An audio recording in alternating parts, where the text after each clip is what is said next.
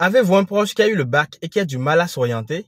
L'une des grandes limites de notre formation universitaire est le grand nombre de chômeurs qu'elle met sur le marché après tant d'années d'études.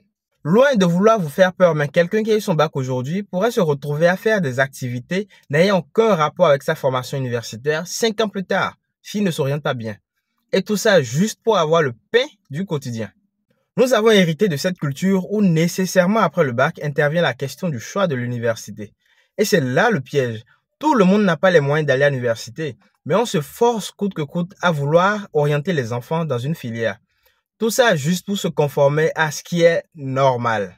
En tout cas, si vous êtes passionné par un peu de calcul et que vous avez l'opportunité de faire une formation d'ingénieur en génie civil, je vous le recommande. Si vous aimez l'architecture, c'est aussi bien. Bref, orientez-vous vers tout ce qui est vraiment concret, qui répond à un besoin d'une grande partie de la population et que vous pouvez monétiser. Qui d'entre vous ne rêve pas que je lui construise de belles maisons, des appartements en location ou autres? Voilà le besoin auquel moi je réponds en tant qu'ingénieur civil. Pour ceux qui n'ont pas les moyens d'aller à l'université, je vous en prie, n'allez pas vous inscrire dans une faculté pour le plaisir d'être étudiant.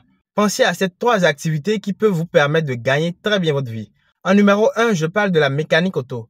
On ne cessera jamais d'acheter des voitures d'occasion et qui dit voiture d'occasion dit en général visite régulière chez le mécanicien. Quand votre voiture est en panne, c'est le mécanicien seul qui peut comprendre le problème qu'il y a et c'est lui qui dit qu'il y a telle ou telle chose à changer. On vend la pièce à 50 000 francs par exemple. Il va l'acheter chez un fournisseur et prend sa facture, mais également prend sa commission de 5 000 francs. Ensuite, il percevra sa main d'œuvre chez vous. Imaginez si en moyenne, il fait des achats de pièces de 100 000 tous les jours. Il fait déjà 300 000 francs le mois pour ses commissions sans parler de sa main d'œuvre qui est bien plus conséquente. En numéro 2, nous avons la couture. Nous allons toujours nous habiller pour être présentables. Et nous les jeunes, nous adorons travailler avec les jeunes. Alors si vous êtes bon, vous allez habiller beaucoup de vos connaissances et gagner très bien votre vie.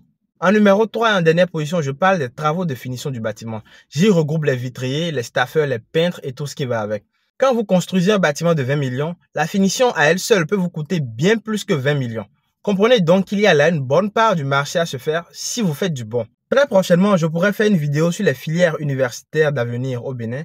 Mais après vous êtes abonné, dites-moi déjà en commentaire les filières que vous ne souhaiterez jamais que votre enfant fasse au Bénin.